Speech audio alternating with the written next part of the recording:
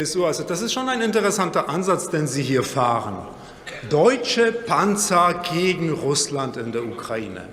Das haben schon Ihre Großväter versucht, übrigens damals auch schon mit den Melniks und Banderas. Und was ist das Ergebnis? Unsägliches Leid, zig Millionen Tote auf beiden Seiten und am Ende russische Panzer hier in Berlin. Und zwei davon stehen hier vorne und Sie sollten jeden Morgen daran vorbeigehen und sich daran erinnern.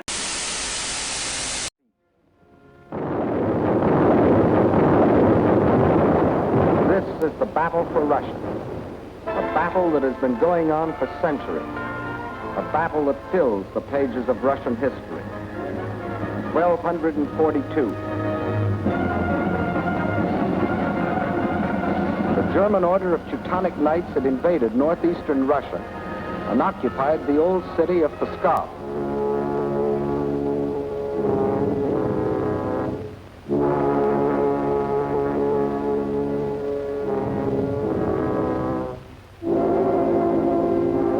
Under the leadership of their Grand Master, von Bock, they threatened to enslave the whole population of that area, including the capital, Novgorod.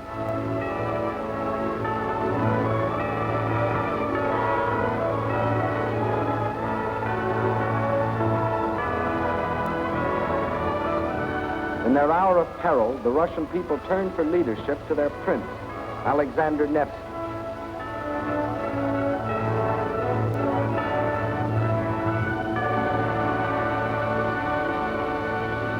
And on April the 5th, 1242, on Lake Peipus, the Russians met the might of the German forces.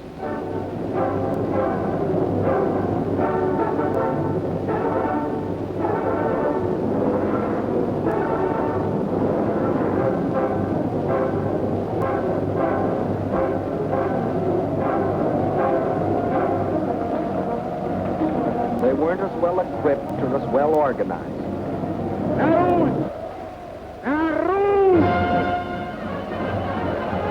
But in their hearts was a flaming courage, a flame so fierce that it pierced the German army.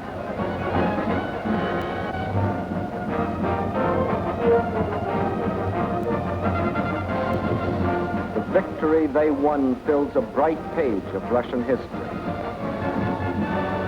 1704, and another conquering army marched across Russian land. This time under Charles XII of Sweden, and again the Russians fought for their country.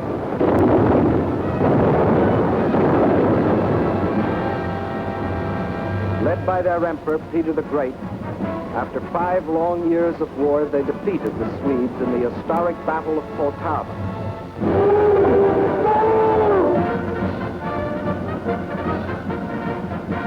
The invading Swedish armies were crushed and forever driven out of Russia. 1812. Napoleon and his armies had blazed their triumphant way across Europe and were marching on Moscow. The conquering armies entered the city, but they entered a city in flames. Even in that day, Russian earth was scorched earth to an invader. And once again, the invader was forced to start the long march on the road back out of Russia. 1914, and another German army, this time under Kaiser Wilhelm, set out to conquer Russia.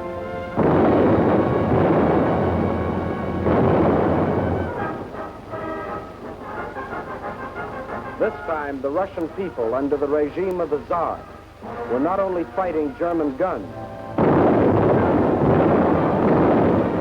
but oppression and corruption in their own country. And only the ultimate collapse of Imperial Germany saved Russia from losing the Ukraine and the Crimea, which the Germans had occupied in 1918. Yes, for 700 years, the Russian people have had to fight to defend their land against would-be conquerors.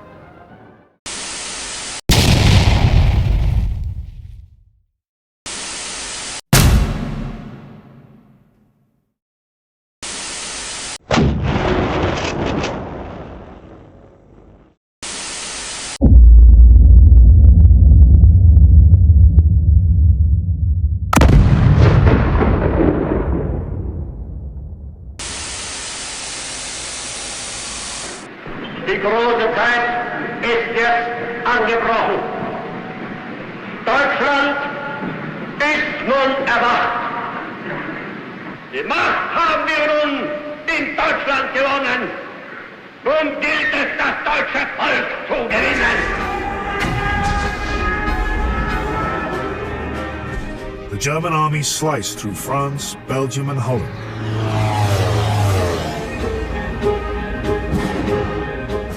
The British were driven from the continent. For Hitler, it was a triumph. For Stalin, a disaster. Nikita Khrushchev, later Russia's prime minister, recalled Stalin's reaction to Hitler's lightning victories. I remember being with Stalin. He was extremely nervous. He was racing around, cursing like a cab driver. He cursed the French. He cursed the English. How could they allow Hitler to defeat them, to crush them? Stalin not only saw the superiority of the German army, he knew that the Germans sensed our weakness because of the war we had fought with Finland.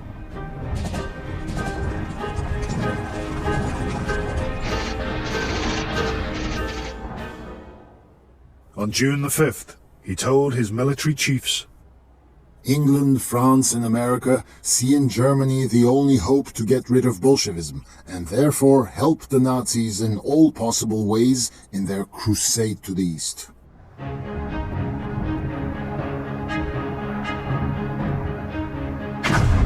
This deduction, that the democratic nations of Europe and America were ganging up on him, became a blinding article of faith. Throughout May and June, intelligence reports gave warning after warning of imminent German attack. Stalin dismissed every one of them as part of the great conspiracy to provoke him. On June the 12th, he told his generals, I am certain that Hitler will not risk creating a second front by attacking the Soviet Union. Hitler is not such an idiot. But Hitler was moving at a pace Stalin could not imagine. On December the 18th, 1940, he issued War Directive Number 23. The German Wehrmacht must be prepared before the ending of the war against England to crush Soviet Russia in a rapid campaign. Hitler had finally made the momentous decision, a war on two fronts. The very thing he'd sought to avoid when he first made his pact with Stalin. But he'd deluded himself that one front, Britain, was already won. It simply required a knockout blow against Russia for the British to understand their defeat. Hitler's line of reasoning never began to occur to Stalin. He believed that Hitler either had to beat Churchill or make a deal with him before he could think of turning against Russia. Millions of German troops gathered within striking distance of Russia's borders.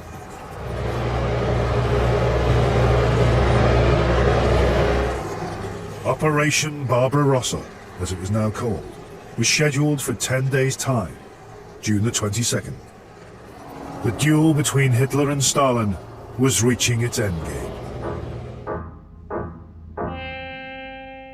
Stalin's own spies had been sending back reports of German troop concentrations along his borders, reports which he chose to ignore. When Western diplomats warned him too, he again shrugged them off. He argued to his cronies that however inevitable a Nazi-Soviet conflict might be, these present reports were simply a British ruse. The interesting thing was that both Roosevelt and Churchill, each on their own, informed Stalin that Hitler was going to attack Russia. Stalin thought that was a trick on our part to get him to mobilize and to provoke Hitler to attack. Stalin was very conscious that in World War I, it was the Tsar's mobilization that caused the Kaiser, to attack Russia, and he wasn't going to have any part of it. On June the 20th, 2 days to go, Hitler chose his fanfare for victory. A passage from Liszt's symphonic poem, Les Préludes.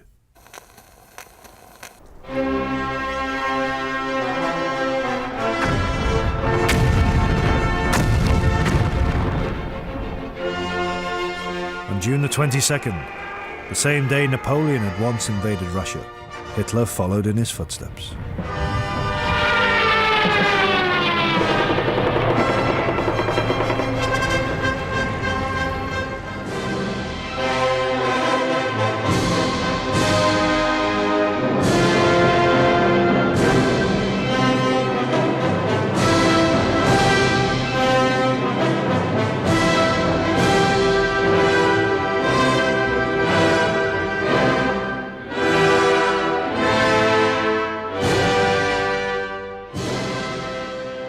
The monumental shift in the course of history took shape as the full might of the German war machine pivoted relentlessly towards its new target, the Soviet Union.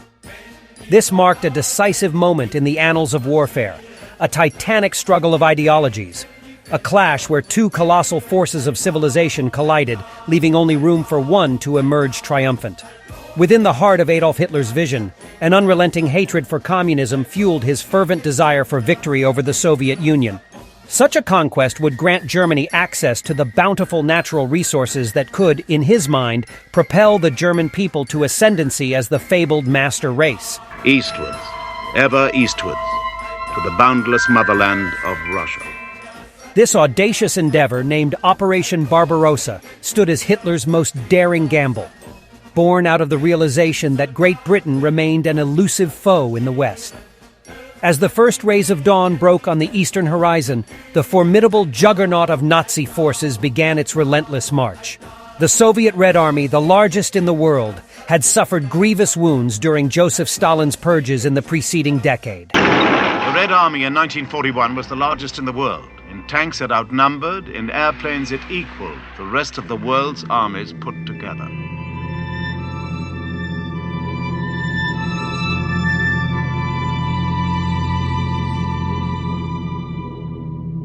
Despite its shortcomings, the Red Army was better equipped than previous Wehrmacht victims, and its reorganization since the fiasco of the Finnish War was well underway. But what of its morale? Hitler felt sure he knew the answer. You have only to kick in the door and the whole rotten structure will come crashing down. The relentless purge had exacted a heavy toll, casting tens of thousands of officers into the abyss of execution and imprisonment, and sowing the seeds of inefficiency and disarray across its ranks. Seizing this opportune moment, Hitler's grand plan surged into motion. Operation Barbarossa, a symphony of power, unleashed over 4 million men, supported by a formidable fleet of more than 3,000 aircraft. 3 divisions were also to be used. Much like the invasion of France, Army Group North swept through the Baltic states, setting its sights on the glittering prize of Leningrad. The sweeping thrust of Army Group Center aimed squarely at the heart of Moscow, while Army Group South made preparations to conquer the fertile plains of Ukraine. Despite the odds, Hitler's forces found themselves confronted with the vast expanse of the Red Army, an assembly of manpower that appeared almost boundless. Soviet soldiers were scattered along the Western Front, and their numbers seemed endless, bolstered by countless reserves.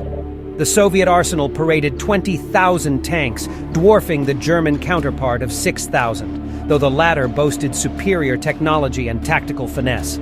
The monumental date of June 22, 1941, engraved itself upon history as Operation Barbarossa unfurled its iron wings at the precise hour of 3:15 a.m. A dual-pronged assault ensued. The Luftwaffe sought to cripple Soviet airfields while the ground forces surged forward. Hitler's panzer divisions surged forth, carving a path through the landscape and penetrating over 50 miles within a mere span of 2 days. The once mighty Red Army found itself struggling to mount a defense, and hundreds of thousands of Soviet prisoners found themselves at the mercy of their captors. The merciless March of July witnessed blitzkrieg in its full glory as Hitler's panzers surged ever closer to their elusive goal. Within the span of a week, the Panzer Division stood poised at the outskirts of Smolensk, a mere few hundred miles distant from the coveted Moscow. The tanks paused here, allowing the slower-moving infantry to catch up, and a torrent of captured prisoners flowed westward toward captivity. A dismal fate awaited 2.5 million of these men. The Southern Front, however, bore witness to challenges for the German advance. As difficulties mounted, Hitler issued a controversial order for Army Group North to alter its trajectory, swinging southward to provide aid to the embattled forces. His generals recoiled at this directive, and history would come to judge it a calamitous blunder. Soviet resolve proved indomitable. They harnessed their seemingly endless human resources. By the end of September 41, after just 3 months of war, the Russians had lost nearly 3 million men. But Russian resilience before such fatal-seeming blows was to astonish the world.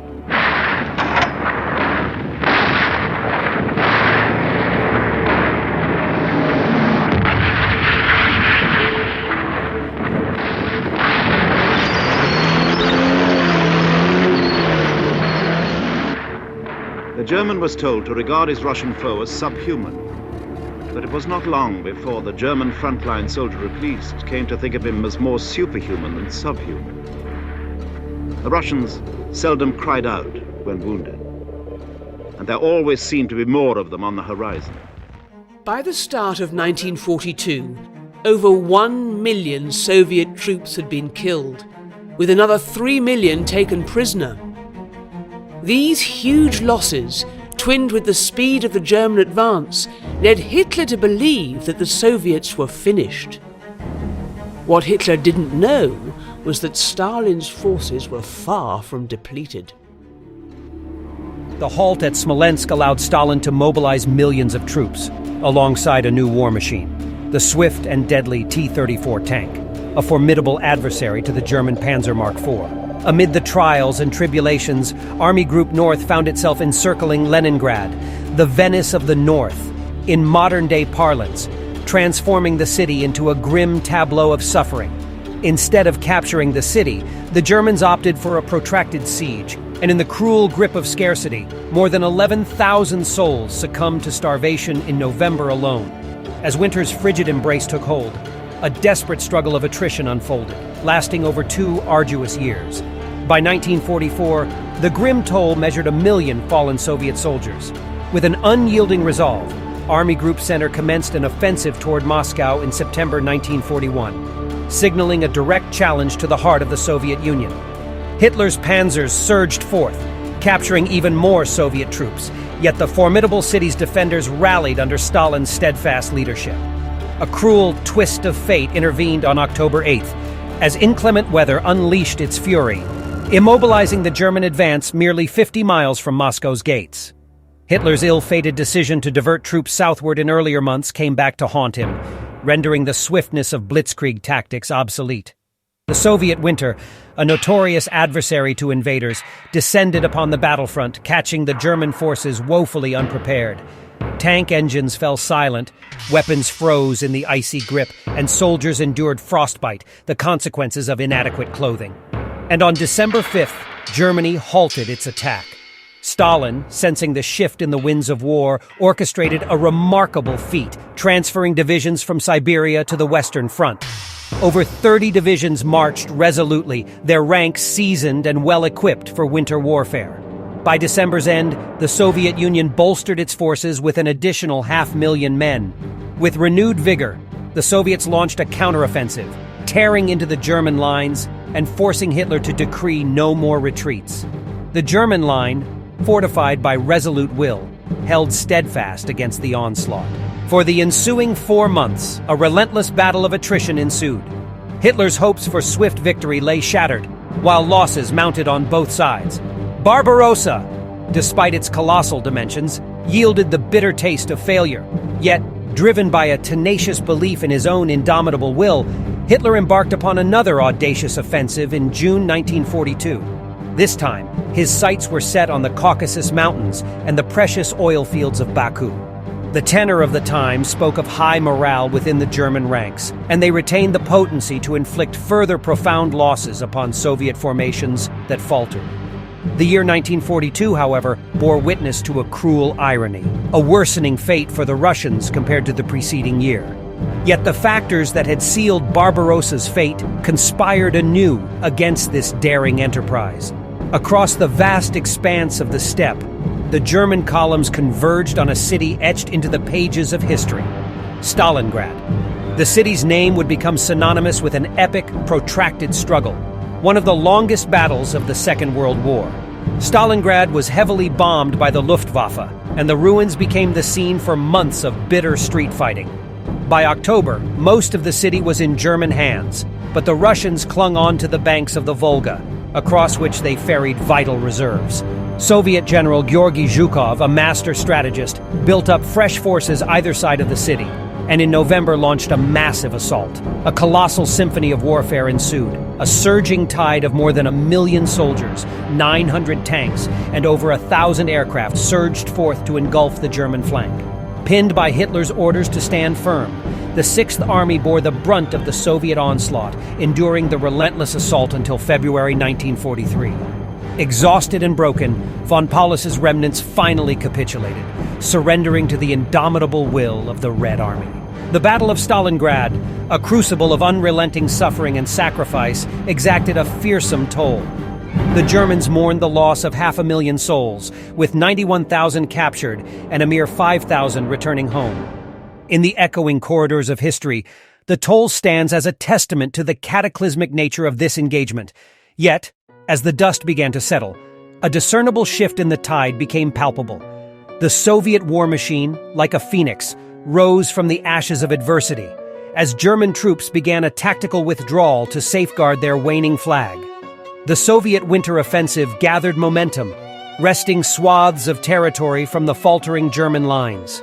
Over the course of a few months, Germany had lost over 1 million men. At the pivotal front of Kursk, the Soviet juggernaut pressed relentlessly forward, causing the German war machine to recoil under its relentless onslaught. A pivotal juncture in history had been reached. Never again would the German forces launch an offensive of similar scale in the Eastern Theater. As the pages of history turned, the course of the war shifted inexorably, the narrative woven with threads of sacrifice, determination, and the unyielding spirit of nations caught in the throes of epic conflict. The resounding defeat of Nazi Germany by the Soviet Union offers a profound lesson that should echo through the annals of history for all future invaders. It stands as a testament to the indomitable spirit of a nation defending its homeland and underscores the harsh realities that await those who underestimate the resolve of a united people. From the scorched earth of Stalingrad to the sweeping plains of Eastern Europe, the Russians demonstrated the unwavering determination to safeguard their sovereignty. The invaders, deluded by illusions of swift conquest, faced a relentless foe whose resilience was fortified by an unyielding commitment to freedom and survival. The bitter Russian winter, an age-old adversary of invasions, became a stark reminder that nature herself can become a formidable ally to those defending their homeland. The invaders, ill-equipped for the harsh realities of the Eastern Front, found themselves at the mercy of a climate that turned their ambitions to dust and ice. Yet it was not only the forces of nature that spelled the invaders' downfall. The Russians leveraged their deep knowledge of the terrain, employing guerrilla tactics, and rallying their masses to form a formidable front against the advancing tide. The lesson is clear. An occupied land becomes an endless labyrinth for those who seek to subjugate it. The defeat of Nazi Germany by Russia is a poignant reminder that the pursuit of conquest, driven by hubris and militaristic fervor, is a path fraught with peril. The invaders' dreams of dominion crumbled in the face of a determined populace, united by a common cause and fortified by the memories of their forefathers' sacrifices.